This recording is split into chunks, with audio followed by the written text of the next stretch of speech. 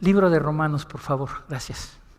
Y le damos las gracias a toda la gente que nos sigue, gracias por consumir la palabra de Dios. Iglesia Vida Nueva para el Mundo, Denver, aquí en Denver, Colorado, 30 de junio del 2019. Y nos encontramos estudiando el libro de Romanos, la carta magna a los romanos, la carta magna del cristianismo. Y haciendo un resumen de la semana pasada del capítulo 1 que hoy terminamos y comenzamos el 2, recordemos que vimos las tres formas en que Dios se revela, se manifiesta, se nos muestra, y por lo cual, dice Pablo, el ser humano no tiene ninguna excusa para decir que no existe Dios. ¿Las recuerdan las tres formas? Nuestra conciencia, no hay excusa, Dios puso ahí nuestra conciencia como un testigo que nos dice qué es lo bueno y qué es lo malo y que hay un Dios, que hay un ser supremo. La creación, no hay excusa para la gente, no existe esto de que no creo en Dios, no quieren creer en Dios. La creación, leímos el Salmo 19, los cielos cuentan la gloria de Dios, o sea, no hay manera de negarlo. Y por tercero y último, y la forma primaria, la palabra de Dios, el Salmo 19 del 7 en adelante, la palabra de Dios, ¿verdad? Para quienes tenemos la palabra de Dios, mucho más responsables somos, al que más se le da, más se le pide, no tenemos, mientras más aprendemos, más responsables somos delante de Dios. Y también contestamos la pregunta, ¿qué le pasa a los que nunca han oído de Jesucristo? Basado en esos testimonios, el testigo interno en la creación, aunque nunca hayan oído de Jesucristo, dice Romanos 2, 14 al 16, apúntelo para que lo sepa cuando conteste usted esta pregunta con su familia. Romanos 2 del 14 al 16 dice que Dios va perfectamente a juzgar a estas personas de acuerdo a su conocimiento, a su conciencia y a lo que tienen. Y yo le quiero decir algo porque esto es muy importante. Dios va a juzgar con una justicia perfecta, hermano. Me han preguntado, y cuando digo justicia perfecta, quiero que piensen en jueces humanos. Se equivocan los jueces humanos. Entonces, nos han preguntado en funerales, imagínense qué pregunta como pastor, pastor, ¿a dónde se va mi tío? No sé si se alcanzó a salvar o no se alcanzó a salvar, mi abuelita, mi tío, mi primo, no sé. Y le digo, ¿usted no quiere que yo le diga? Yo no. Dios es un Dios justo, perfecto. Y descanse usted en esa justicia, descanse usted en esa justicia de un Dios justo y perfecto, ¿verdad? Entonces Pablo enseña en Romanos 1, haciendo conclusión de este resumen de la clase pasada o de la prédica pasada, que todos los hombres somos culpables delante de un Dios santo y por eso necesitamos de esa justicia perfecta, necesitamos de su gracia y esa gracia Dios nos la dio a través de Jesucristo, nuestro Señor y Salvador. Todos necesitamos de este Salvador. Vimos una progresión tremenda del pecado, cómo empieza con un rechazo, luego con la idolatría y termina con una degeneración en la descripción tal vez más completa en toda la Biblia acerca de lo que es el homosexualismo, y recuerden las palabras contra naturaleza, hombres con hombres, mujeres con mujeres. Estos 9 versículos, porque vamos a ver todavía la última parte del capítulo 1 de Romanos y el comienzo del 2. Estos 9 versos, los últimos 9 versos del capítulo 1 de Romanos son terribles, hermano. Es la descripción de la humanidad abandonada por Dios. La causa, acuérdese, se apartaron de Dios, lo rechazaron, ¿verdad? Cambiaron al Dios por la adoración a ídolos de piedra, de barro, becerros, águilas, serpientes, y ahí comenzó todo. Así es que vamos a la primera porción, por favor, y voy a leer de corrido versos del 24 al 32, dar una explicación y nos vamos a la segunda porción en el capítulo 2 después. Padre Celestial, te damos gracias, Señor, por tu palabra, gracias por estos hermanos maravillosos, Señor, que viven para ti, verdaderamente viven para ti en otros países donde los persiguen, donde dejan su confort, dejan su casa, dejan sus hijos, dejan lo que todos nosotros tenemos aquí por amor a ti, por ir a predicar tu palabra, por ir a que te conozcan a ti en esos lugares donde peligran, Señor. Y seguiremos orando por ellos. Te pedimos que nos ilumines en este día, en este mensaje, Señor. Como siempre queremos ser hacedores de tu palabra para que podamos aplicar estas verdades, Señor, compartirlas con nuestra familia, con la gente, Señor, y siempre darle una respuesta a todo aquel que nos demande razón de la esperanza que hay en nosotros, Señor. Te damos gracias, gracias en el nombre de Jesús. Muy bien, Romanos 1, 24 al 32, leo los 9 versos que les refería. Por lo cual también Dios los entregó. No deje de escuchar ese término, Dios los entregó, porque lo vamos a estar explicando, a la inmundicia en las concupiscencias de sus corazones, de modo que deshonraron entre sí sus propios cuerpos, ya que cambiaron la verdad de Dios por la mentira, honrando y dando culto a las criaturas antes que al Creador, el cual es bendito por los siglos. Amén. Por esto Dios los entregó a pasiones vergonzosas, pues aún sus mujeres cambiaron el uso natural, porque es contra naturaleza. Y de igual modo también los hombres, dejando el uso natural de la mujer, se encendieron en su lascivia unos con otros, cometiendo hechos vergonzosos, hombres con hombres, y recibiendo en sí mismos la retribución debida a su extravío. Y como ellos no aprobaron tener en cuenta a Dios, segunda cosa que quiero que ponga mucha atención, Dios los entregó a una mente reprobada para hacer cosas que no convienen, estando atestados de toda injusticia, fornicación, perversidad, avaricia, maldad, llenos de envidia, homicidios, contiendas, engaños y malignidades, murmuradores, detractores, aborrecedores de Dios, injuriosos, soberbios, altivos, inventores de males, desobedientes a los padres, necios, desleales, sin afecto natural, implacables, sin misericordia, quienes habiendo entendido el juicio de Dios, que los que practican tales cosas son dignos de muerte, no solo las hacen, sino que también se complacen en los que las practican. Dios entrega, llega el momento en que entrega a una persona que voluntariamente le rechaza, no quiere saber de él y quiere vivir de la manera que quiere vivir, Dios los deja, los abandona y los entrega. A eso se refiere. Déjenme leerles varios pasajes y luego vamos a explicar brevemente cada uno de estos términos. Salmo 81, 12, por favor. Viendo esta verdad, la primera del día de hoy, ¿qué quiere decir la Biblia cuando dice Dios los entregó, los abandonó, los dejó? Salmo 81, 12. Dice así: los dejé por tanto a la dureza de su corazón, caminaron en sus propios consejos. Proverbios, el libro que sigue, capítulo 1, versos 31 y 32. Siga con esta idea de qué se refiere la Biblia al decir Dios los entregó. Comerán del fruto de su camino y serán hastiados de sus propios consejos, porque el desvío de los ignorantes los matará y la prosperidad de los necios los echará a perder. Deuteronomio 30, este está muy completo y muy fuerte, Deuteronomio 30, 15 al 19, para que vea cómo Dios es un caballero y te pone delante de ti y delante de mí la bendición y la maldición, o la vida o la muerte. Deuteronomio 30, versos del 15 al 19. Mira, yo he puesto delante de ti hoy la vida y el bien, la muerte y el mal.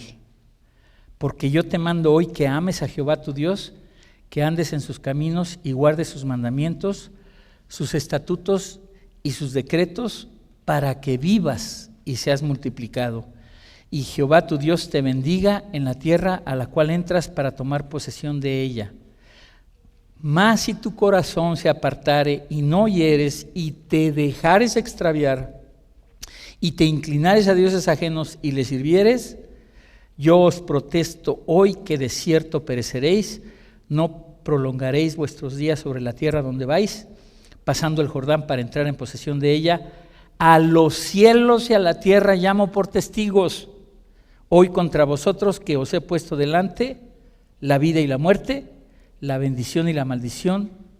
Escoge pues la vida para que vivas tú y tu descendencia. Dios los entregó. Déjeme decirle algo tremendo en lo que no ha pensado. Dios entregó a su propio Hijo en una cruz. Abandonó a su propio Hijo Jesucristo. Esto es algo que no sé si lleguemos a comprender algún día. Lo abandonó completamente en la cruz. Véngase a Mateo 27, por favor.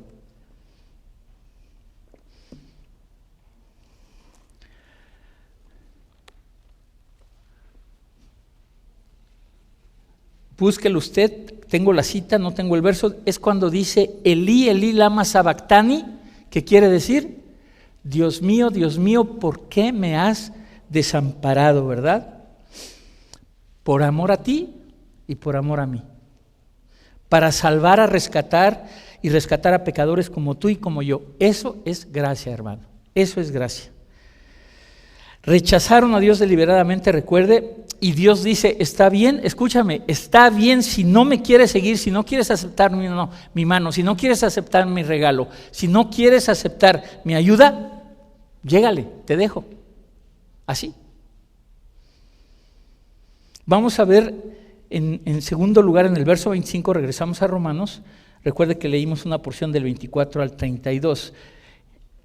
En el verso 25 hay una definición de la idolatría. Dice, dar culto a las criaturas antes que al Creador. Sabemos que la idolatría es todo aquello que en el corazón tome el lugar de Dios. Lo que sea, puede ser el dinero, puede ser muchas cosas. Pero aquí dice, dar culto a las criaturas antes que al Creador. Y dice otra cosa, cambiaron la verdad por la mentira. Cambiaron la verdad por la mentira. Y por último, y ya para cerrar con la parte de la homosexualidad, vea lo que dice segunda de Pedro 2 en relación a esta descripción del uso contra naturaleza. Segunda de Pedro 2, para comprender la gravedad de este asunto desde tiempos antiguos, lo que dice el Señor en el verso 6. Y si condenó por destrucción a las ciudades de Sodoma y Gomorra, homosexuales, o reduciéndolas a ceniza y poniéndolas de ejemplo a los que habían de vivir impíamente. Y ahí sáltese 2 libros más, Judas 7, vea lo que añade, un libro antes de Apocalipsis.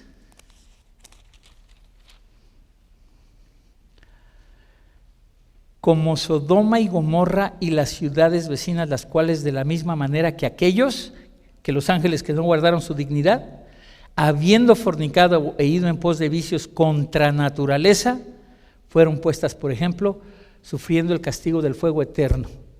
Fíjense, el contexto de esto son los ángeles caídos que de una manera antinatural también se metieron con las mujeres, lo vimos en Génesis 6, y aquí se compara lo que hicieron esos ángeles con las características de Sodoma y Gomorra, ¿verdad? Entonces, cuando Dios dice, los entregó, es porque ya decididamente la persona no quiere saber nada de Dios, rechaza a Dios y quiere decir, yo quiero vivir como yo quiera, adelante, adelante. Y le quiero decir algo a la luz de lo que decía Carlitos Franco.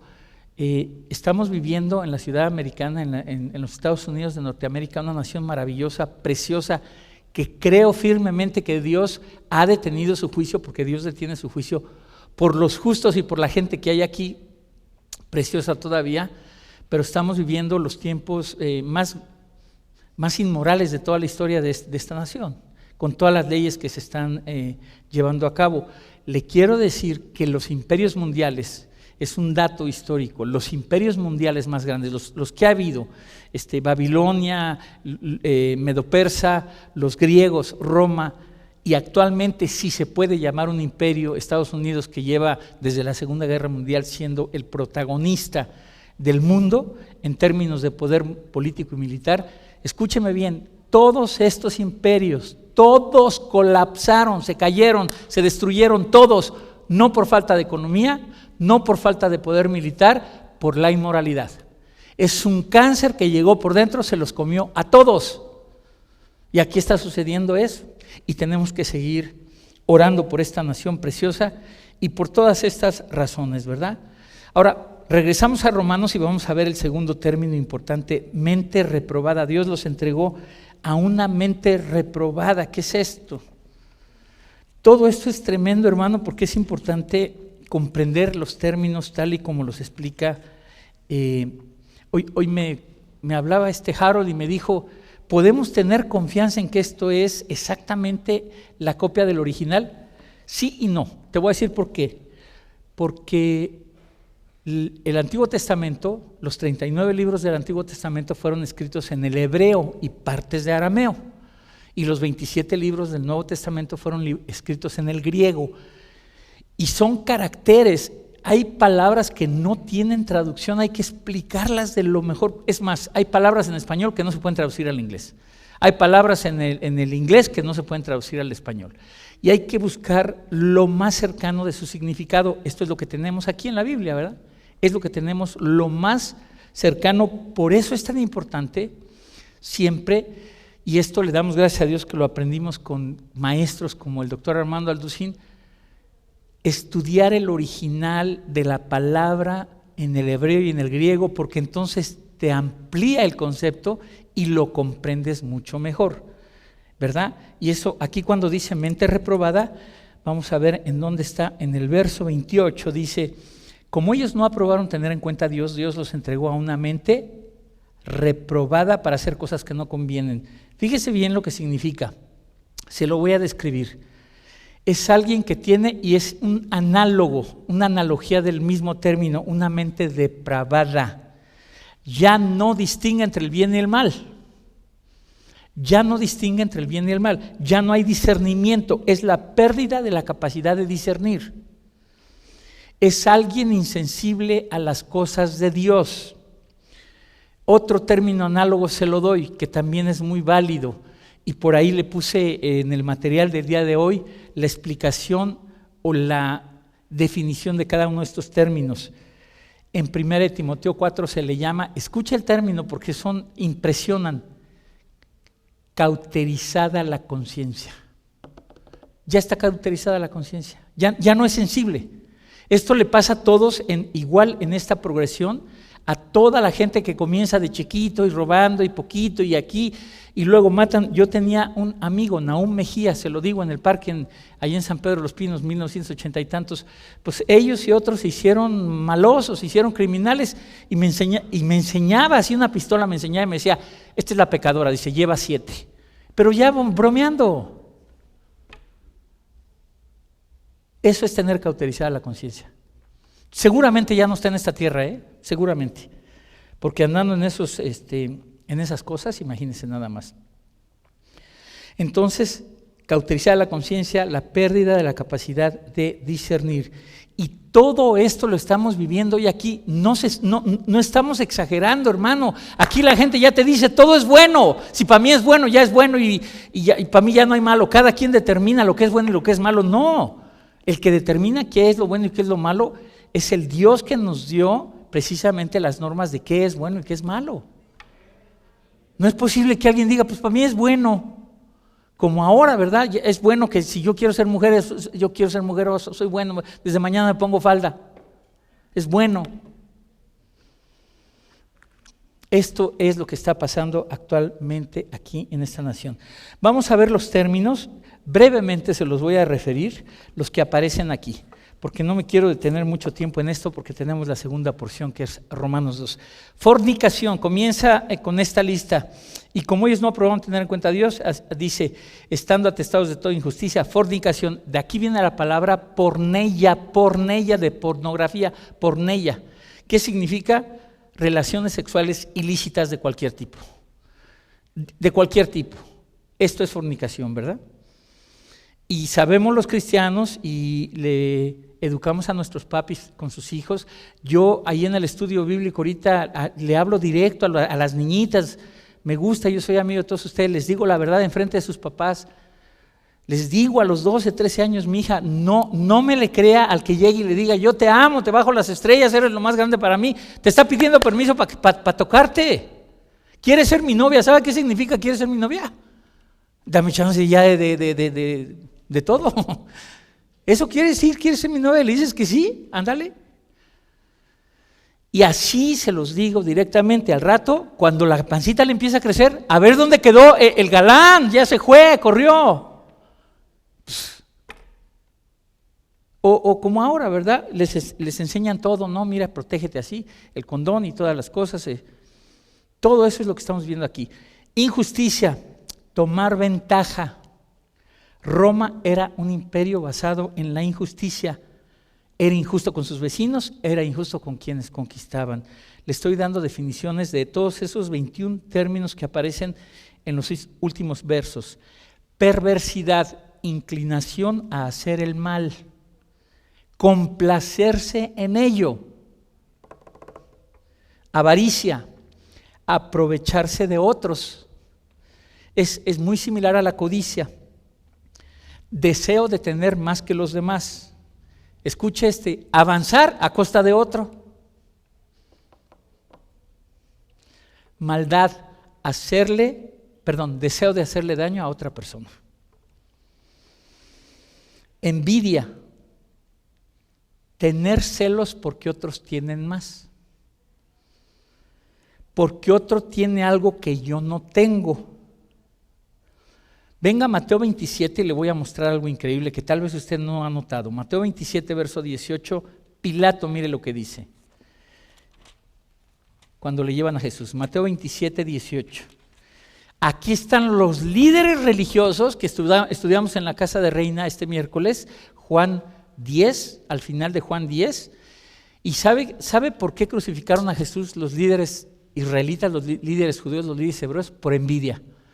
Porque les estaban quitando su autoridad. Alguien que llegó con muchísima más autoridad. Mire lo que dice el verso 18 del capítulo 27 de Mateo.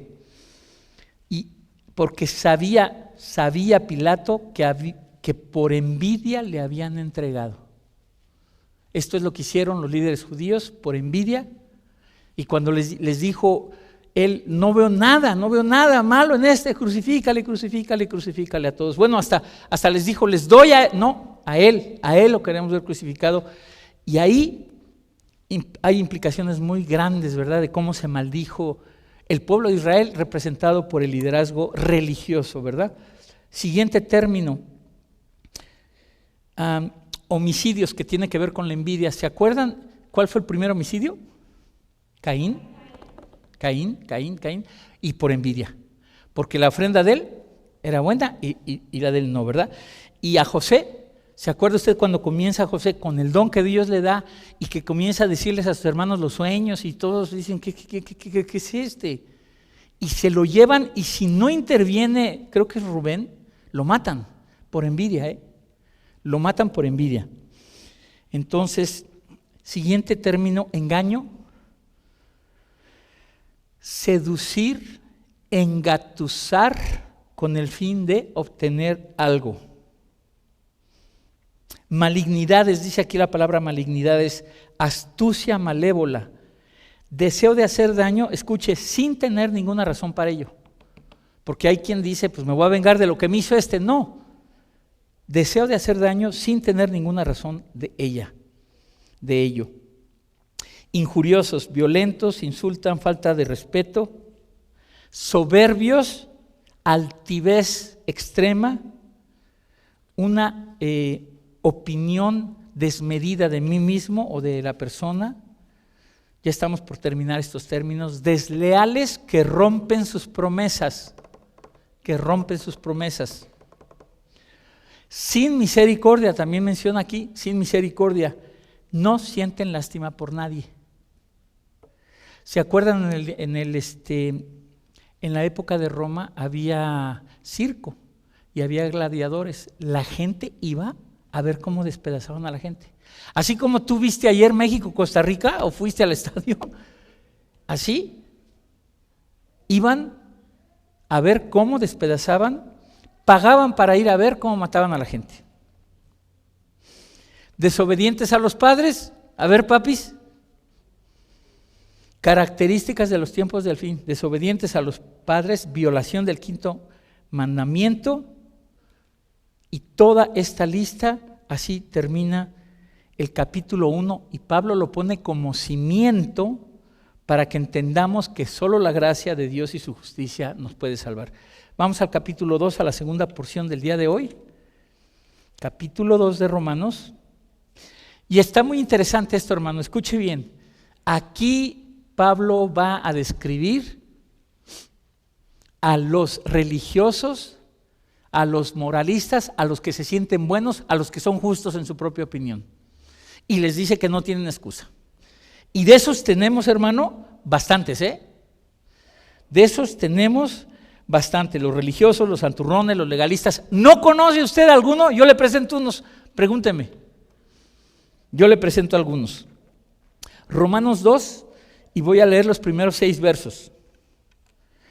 Dice así: por lo cual eres inexcusable, oh hombre, quien quiera que seas tú que juzgas, pues en lo que juzgas a otro, te condenas a ti mismo, porque tú que juzgas haces lo mismo. Mas sabemos que el juicio de Dios contra los que practican tales cosas es según verdad. Y piensas esto, oh hombre, tú que juzgas a los que tal hacen y haces lo mismo, ¿que tú escaparás del juicio de Dios? ¿O menosprecias las riquezas de su benignidad, paciencia y longanimidad, ignorando que su benignidad te guía al arrepentimiento?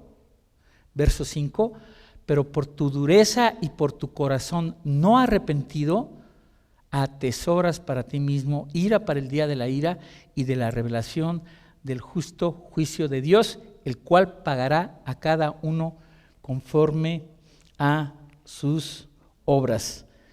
Está hablando desde el verso 1 sobre las personas que están juzgando a otros sin darse cuenta que ellos son peores o hacen lo mismo por lo menos, ¿verdad?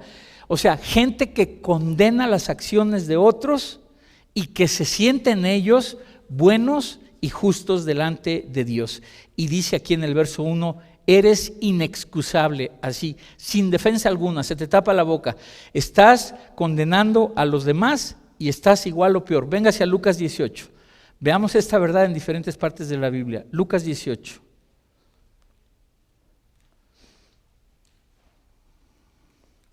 Tenemos Mateo, Marcos, Lucas. Lucas 18. Escuche los términos y la arrogancia de este fariseo, versos del 9 al 14, Lucas 18 y 9 al 14. Puede acompañarme con sus ojos leyendo o puede escuchar nada más imaginándose la imagen ahí dentro de su mente. Dice: a unos que confiaban en sí mismos, ahí está, como justos y menospreciaban a los otros, dijo también esta parábola: 2 hombres subieron al templo a orar, uno era fariseo y el otro publicano. Aquí está representando al fariseo como un religioso que se siente justo por sí mismo, y el publicano, alguien quien era menospreciado y que según los judíos no tenían a Dios. El fariseo, puesto en pie, oraba consigo mismo de esta manera: Dios, te doy gracias porque no soy como los otros hombres, ladrones, injustos, adúlteros, ni aun como este publicano. Ayuno 2 veces a la semana. Doy diezmos de todo lo que gano.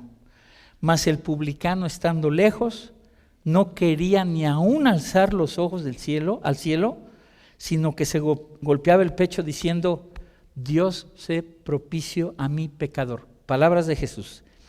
Os digo que el publicano, descendió a su casa justificado antes que el otro, porque cualquiera que se enaltece será humillado, y el que se humilla será enaltecido. La justicia propia, hermano. Los religiosos que se sienten buenos, los hipócritas, los santurrones, los que piensan que Dios los ha aceptado porque son mejores que los demás. Recordemos que el judaísmo, los judíos eran elitistas, ¿sí? Ellos creían que por ser judíos tenían el cielo ganado, menospreciaban a los demás, a los gentiles, ni se diga a los samaritanos, ¿verdad? Les voy a dar 3 casos en donde se ve en la Biblia cómo la gente que está juzgando a otra se condena a sí misma. David, 2 de Samuel 12. 2 de Samuel 12. Esto es increíble, mire lo que vamos a ver ahorita.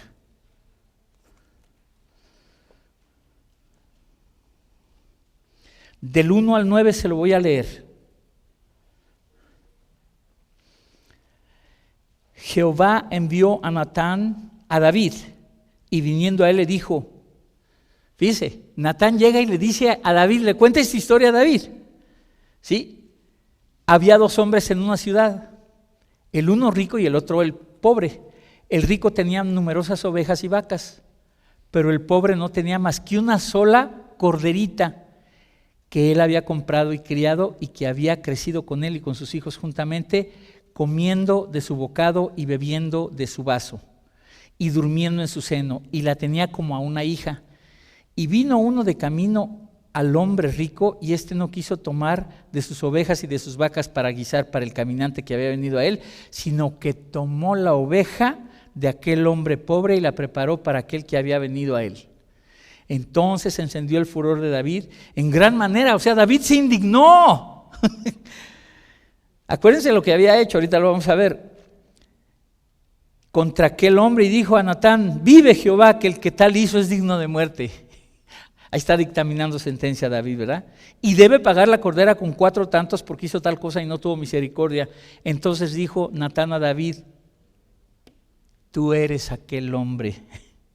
Así ha dicho Jehová Dios de Israel, yo te ungí por rey sobre Israel y te libré de la mano de Saúl y te di la casa de tu señor y las mujeres de tu señor en tu seno, además te di la casa de Israel y de Judá, y si esto fuera poco te habré añadido mucho más. ¿Por qué pues tuviste en poco la palabra de Jehová, haciendo lo malo delante de sus ojos? A Urías Heteo heriste a espada y tomaste por mujer a su mujer, y a él lo mataste con la espada de los hijos de Amón. ¿Ah? Juzgando a los demás, y dice ahí Romanos, y tú haces lo mismo o peor.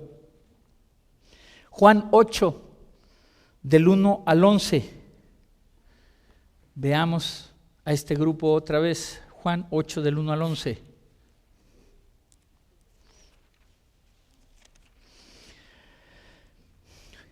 Es el caso de la mujer adúltera. Jesús se fue al monte de los olivos y por la mañana volvió al templo y todo el pueblo vino a él y sentado le enseñaba. Entonces los escribas y los fariseos le trajeron una mujer sorprendida en adulterio y poniéndola en medio le dijeron, maestro, esta mujer ha sido sorprendida en el acto mismo del adulterio y en la ley nos mandó Moisés apedrear a tales mujeres. Tú pues, ¿qué dices? Mas esto decían tentándole para poder acusarle, pero Jesús inclinado hacia el suelo, escribía en la tierra con el dedo. Y como insistieran en preguntarles, enderezó y les dijo, el que de vosotros esté sin pecado, sea el primero en arrojar la piedra contra ella. O sea, empiecenle a apedrearla. E inclinándose de nuevo hacia el suelo, siguió escribiendo en tierra. Pero ellos, al oír esto, acusados por su conciencia, ahí está otra vez la conciencia, salían uno a uno, comenzando desde los más viejos hasta los postreros, y quedó solo Jesús y la mujer que estaba en medio, enderezándose Jesús, y no viendo a nadie sino a la mujer le dijo, o sea, todos se fueron. Mujer, ¿dónde están los que te acusaban? ¿Ninguno te condenó? Pues no, porque se estaban condenando ellos también. Ella dijo, ninguno, Señor. Entonces Jesús le dijo, ni yo te condeno, vete y no peques más. Estos hombres religiosos se fueron sin decir palabra porque sabían perfectamente que ellos estaban igual o peor haciendo lo mismo, ¿verdad? Esto es importante. Vámonos a otro pasaje sobre lo que es juzgar, Mateo 7. Y le quiero mencionar algo muy importante, hermano. No confunda la palabra juzgar, le doy el original griego, crino. Y quiere decir dictaminar sentencia. Nosotros no podemos hacer eso. Dice Romanos 2 que no somos los jueces, que hay un solo juez que ve los corazones. Tú no los ves, tú no sabes. Nosotros se nos prohíbe juzgar, dictaminar sentencia, pero se nos invita y se nos pide que evaluemos todo, que es muy diferente, ¿sí? Eres responsable de evaluar la iglesia en la que estás, los maestros, la enseñanza que te dan, todo eso sí lo puedes hacer. Mateo 7, del 1 al 3. Y aquí se refiere precisamente a esa palabra, que no te hagas tú el juez. No juzguéis para que no seáis juzgados, porque con el juicio con que juzgáis, serás juzgados. Y con la medida con que medís, os será medido. Para mí ya esto es suficiente para no juzgar, ¿eh? ¿Y por qué miras la paja que está en el ojo de tu hermano y no echas de ver la viga que está en tu propio ojo? ¿O cómo dirás a tu hermano, déjame sacar la paja de tu ojo y he aquí la viga en el ojo tuyo? Si no puedes ver con ese poste que tienes en tu ojo, no se puede, ¿verdad? ¿Recuerdan el pasaje del profeta cuando va a escoger a un rey y le dice, ve a la casa de Elí y escoge un rey? ¿Y qué empieza a pasar? ¿Qué sucede? Empieza el desfile y ahí va uno así con el cuerpo de Juanito, ¿verdad? Y dijo, no, pues este es el rey, no, pues velo, está bien macizo.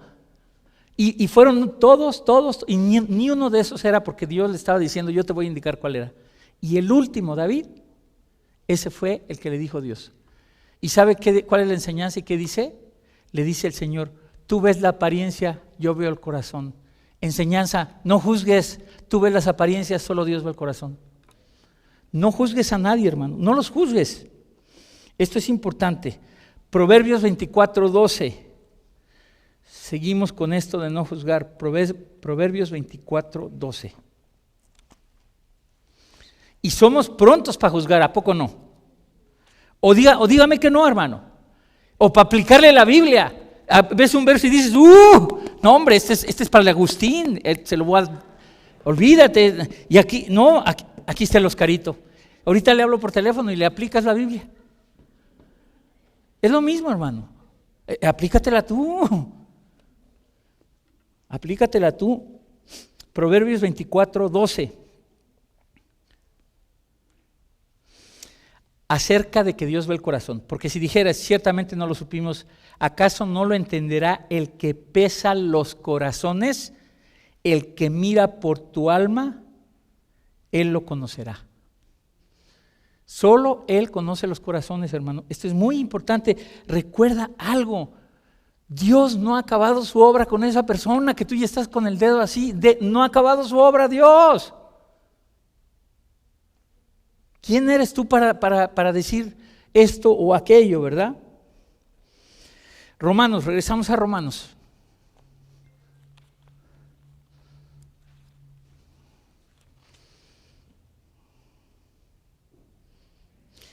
Y dice en el verso 2 que el juicio de Dios es según verdad. Déjame explicarle esto. Dios juzga perfectamente de acuerdo a la realidad, a los hechos, a las cosas, a la verdad. Nosotros no. Es más, si tú vas a un juicio, tú ves que llaman testigos. Pueden ser testigos falsos y te pueden echar mentiras para meterte. Hay fallas gruesas. No, Dios no, con Dios no pasa eso. A Dios no se le escapa a nadie, es de acuerdo exactamente a la verdad. Dios es íntegro, los jueces humanos no lo son. Primera de Corintios 4:5, no deje de poner el dedo ahí en Romanos 2.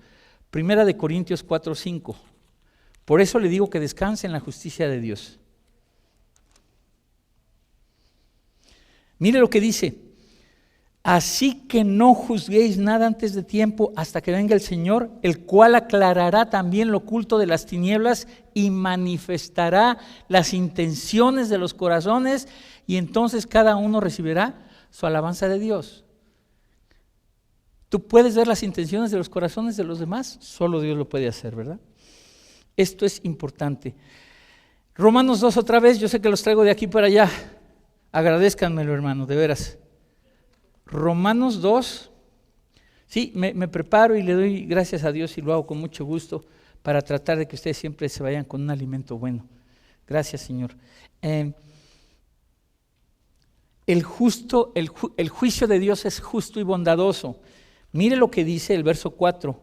O menosprecias las riquezas de su benignidad, paciencia y longanimidad, ignorando que su benignidad te guía al arrepentimiento.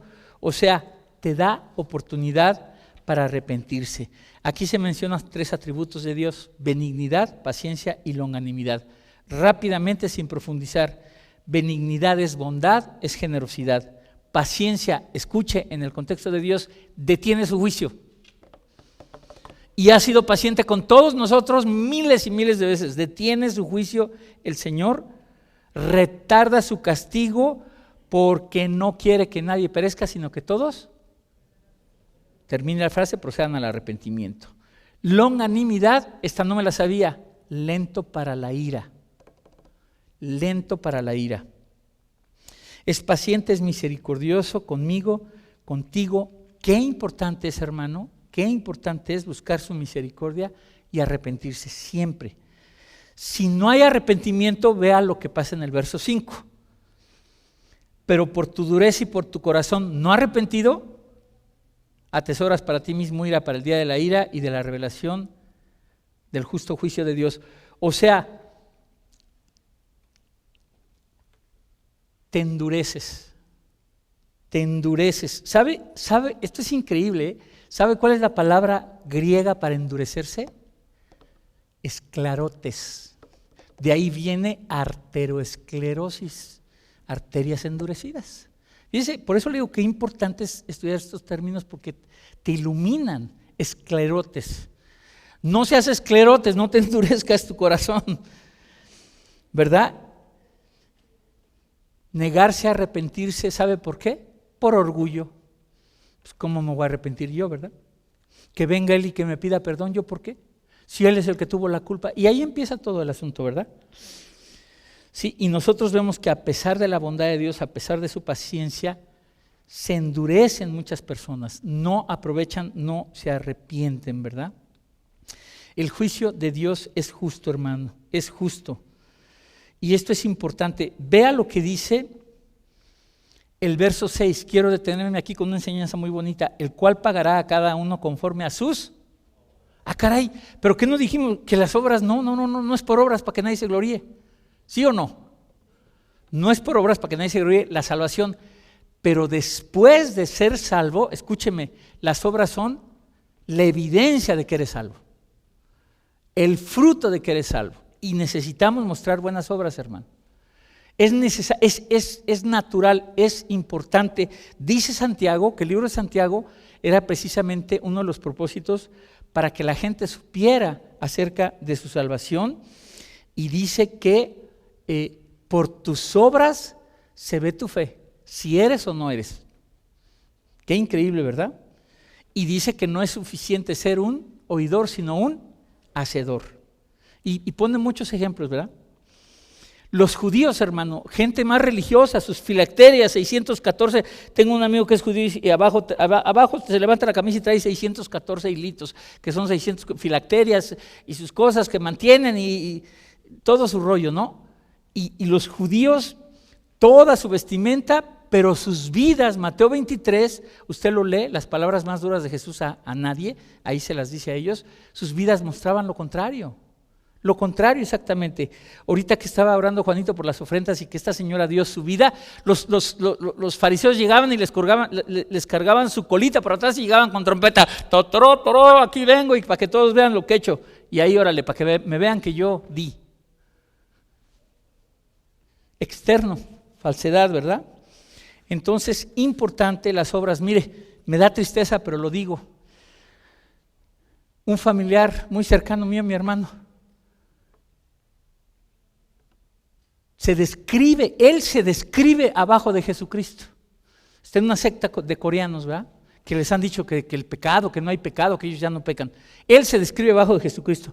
La última vez que fui a México, porque además es necio y es religioso y fariseo, lo llevamos a comer y iba un viejito con una carroza con una carreta de madera llevando y mi hermano con el claxon así, y le agarré el brazo y le dije, cálmate, mejor bájale a ayudar. Y digo, pues ¿qué es eso? O sea, ¿cómo es posible?